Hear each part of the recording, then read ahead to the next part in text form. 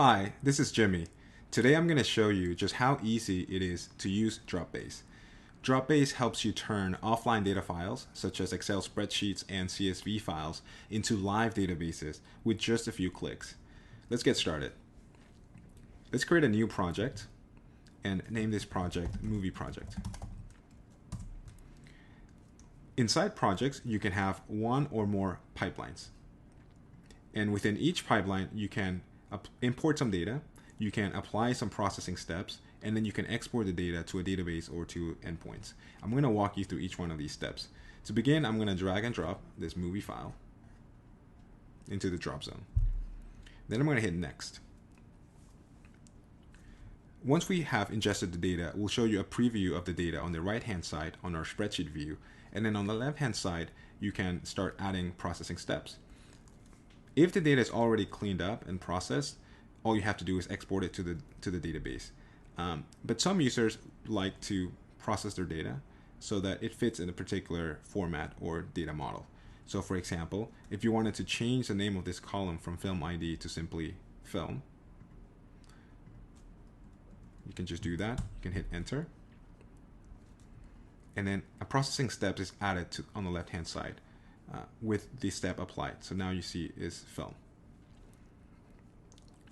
Other kinds of processing you can do are, for example, with dates. So this last update column, it shows us text. But what we want is to make this a date. So we can change the field type from text to date. And as you notice, a processing steps immediately applied on the left-hand side. And now this is going to be a date format. You can add more processing steps either from the spreadsheet view or from the sidebar, where you can select from our pre-built functions. You can transpose, drop nulls, delete columns, for example. And we also allow you to create custom functions. You can click on custom function and you can type your own code in here. There's two kinds of custom functions we allow. We allow Python functions, and you can also type SQL statements here. For now, I'm just going to use these steps are built, so I'm not going to add a custom function. But just note that for each one of these steps, whether you're doing the processing steps from the spreadsheet view or from the sidebar, every single step is mapped one-to-one to code. So you can actually preview how the code looks like. You can reorder steps, or you can delete steps as well. So I am done with my processing. And so the next thing for me to do is to export that data. And this is where it gets really interesting. So I'm going to hit export, and I'm going to export to the database.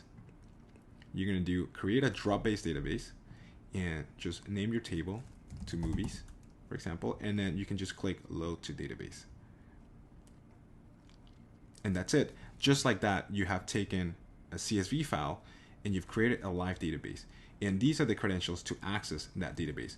So you can use these credentials with your BI tool, such as Tableau or Looker, and you can simply start analyzing that data, visualizing it, or you can just use your SQL editor to access this data. There's different kinds of export functions. Just briefly covering them, you can export to endpoints as well, so CSV, JSON, or custom endpoints. And once you generate the endpoint, you get a link with access to that data. So when you click on it, you can see all of the JSON data. You can also download code. Every step that you apply in the processing step, we can let you download the Python file. So you can use this code to apply it to another data set with the same format and where you require the same transformations. You can also go and see your databases.